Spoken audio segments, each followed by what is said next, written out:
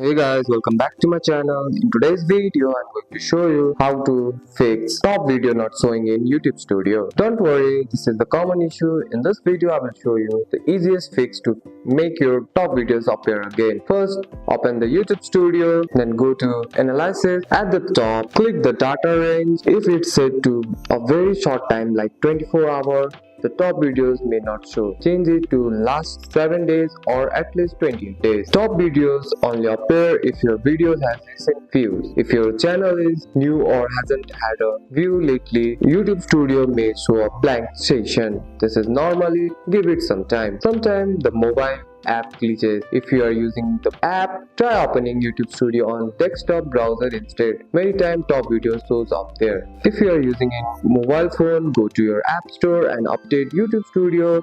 If it's already updated, close the app completely and reopen it. This refreshes the elastic data. If the issues continue, sign out of YouTube Studio and sign back in. Sometimes YouTube Elastic take 24 to 48 hours to update. If you just upload a video, top videos may not appear clear. And that's it. That's all for today's video, guys. If you found this video helpful, drop a like and subscribe for more videos. Thanks for watching. See you in the next one.